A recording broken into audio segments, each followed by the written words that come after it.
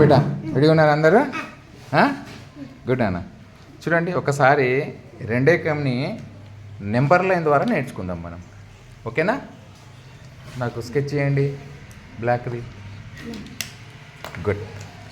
చూడండి ఇక్కడ ఈ వరుస అంతా రెండే ఉంది కదా, అంటే రెండును ఒకసారి కూడాలి, రెండును రెండు సార్లు కూడాలి, రెండును మూడు సార్లు కూడాలి, అట్లా.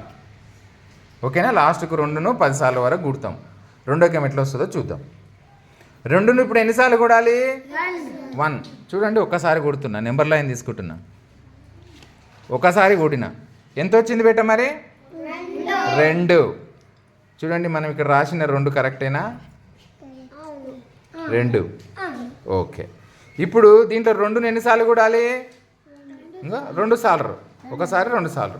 మన నెంబర్ లైన్ మీద కూడదాం. చూడండి ఒకసారి అయిపోయింది కదా, రెండోసారి కూడిన ఎంత వచ్చింది? 2 సార్లు కూడితే ఎంత? 4. ఇప్పుడు 2ను 3 సార్లు కూడాలి కదా. చూడండి 2ను 3 సార్లు కూడుతున్నా, జాగ్రత్తగా చూడండి అన్న. ఆల్రెడీ 2 సార్లు అయిపోయింది కదా, మూడోసారి కూడితే ఎంత వచ్చింది? 6. మరి 2ను 3 సార్లు కూడితే ఎంత వచ్చిందో చూడు, 6. ఓకేనా? ఇప్పుడు 2ను ఎన్నిసార్లు కూడాలి? 4 సార్లు కూడదాం. ఆల్రెడీ 3 సార్లు అయిపోయింది కదా, ఇంకొకసారి నాలుగోసారి కూడితే ఎంత వచ్చింది? 8 వచ్చిందా చూడండి. ఓకేనా? ఇప్పుడు 2ను ఎన్నిసార్లు కూడాలి? 5 సార్లు కూడదాం. ఆల్రెడీ 4 సార్లు కూడినా కదా నాన్న. ఐదోసారి కూడితే ఎంత వచ్చింది? 10. 2ను 5 సార్లు కూడితే 10. గుడ్. ఇప్పుడు ఎన్నిసార్లు కూడాలి? 2ని 6 సార్లు కూడాలి. చూద్దాం. 5 సార్లు అయిపోయింది కదా, 6ఓసారి కూడుతున్నా చూడు, ఎంత వచ్చింది? 12. Very good. మరి 2 4 సార్లు కూడితే 12 వచ్చిందా లేదా చూడండి. ఓకేనా? 12 వచ్చిందా? ఇప్పుడు 2ను ఎన్నిసార్లు కూడాలి? 7 సార్లు కూడదాం. 6 సార్లు అయిపోయింది కదా ఆల్రెడీ. 7ఓసారి కూడితే ఎంత వచ్చింది? ఇప్పుడు 14 ఉందా లేదా చూద్దాం. మరి 2ను 7 సార్లు కూడితే 14. ఇప్పుడు 2ను ఎన్నిసార్లు కూడాలి?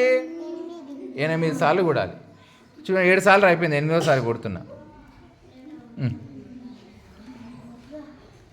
8ఓసారి కూడిన ఎంత వచ్చింది? 16 ఉందా లేదా చూడండి.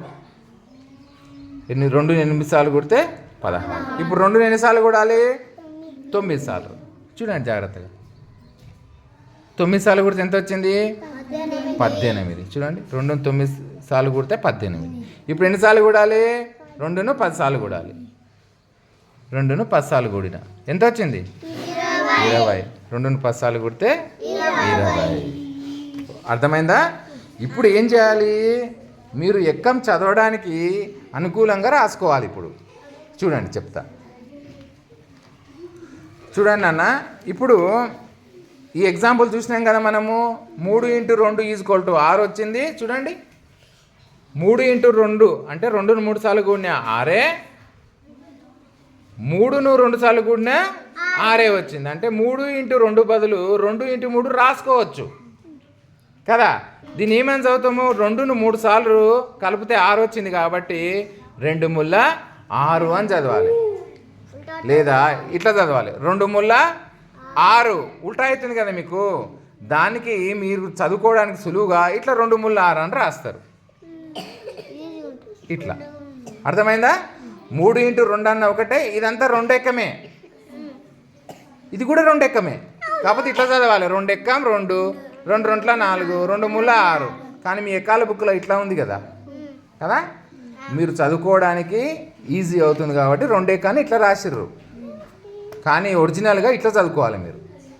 ఇదైనా ఒకటే. 2 × 1 అయినా ఒకటే, 1 × 2 అయినా ఒకటే. చూడండి 2 ఎక్కం 2, 2. ఇంకోటి చెప్తా చూడండి. 5 4 ఎంత? 4 5 ఎంత? 5 4 ఎంత?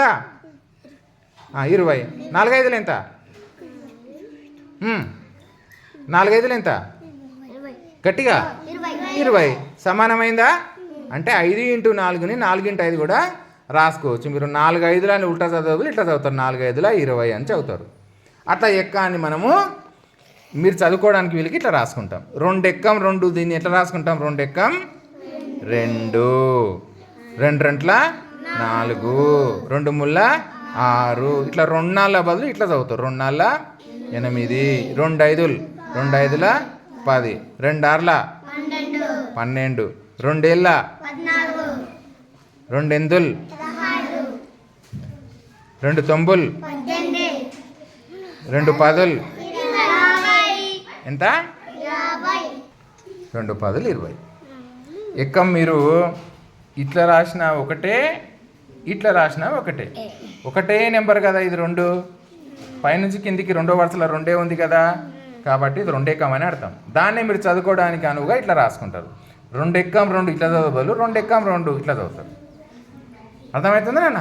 అర్థమైందా ఇది? Very good.